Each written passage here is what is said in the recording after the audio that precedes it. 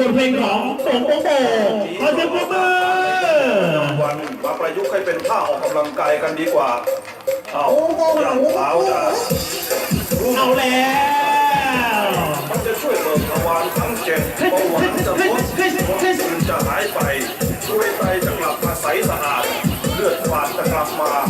หน้าจะเด้งเด้งเด้งสมองจะเล่นฟรี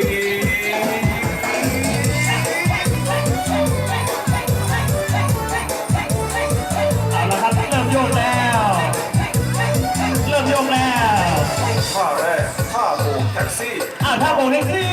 ออกมากันเร็วต่อจากนั้นก็โอ้โหสะบัดแขนโบกซ้ายขวาโบกน่ารักครับหน้าตาจิ้มลิ้ม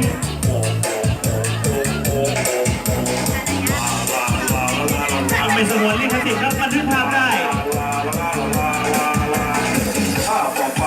ท่ารีดผ้าเอาละท่ารีดผ้าด้วยเอวต้องไอ้ยักษ์ซ้ายขวา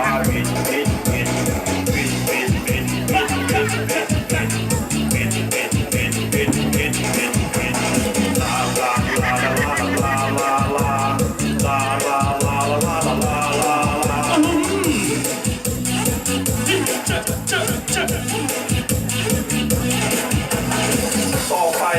ท่าปั่นเสือหมอบก้มตัวลงเตรียมปั่นยกขาสูงปั่นสองขาเอาแล้วสังเกตหนุ่มน้อยคนข้างหน้าให้ดีครับ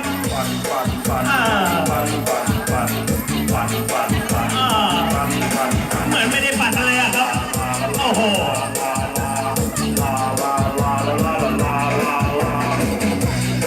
ขอบคุณทุกคนที่ร่วมกันปั่นโบกในวันนี้ยังไงก็อย่าลืมไปบิดไปปั่นไปโบกกันต่อที่บ้านด้วยล่ะด้วยความปรารถนาดีจากที่ยิ่ง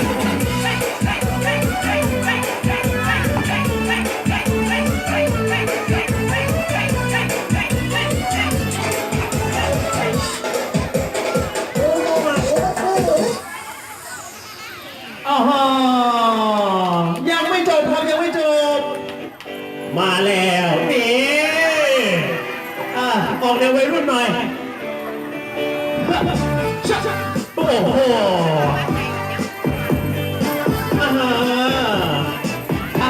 หลวงอ่อนรับไปเลี้ยงทุกคนครับ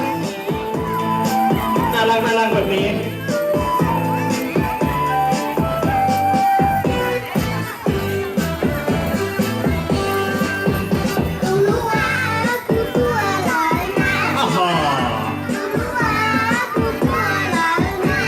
คนข้างหน้านี่ต้องเป็นนักร้องแน่นอนครับเตรียมฟังเลยอีก15 ปีข้างหน้าออกอัลบั้มแน่นอนครับ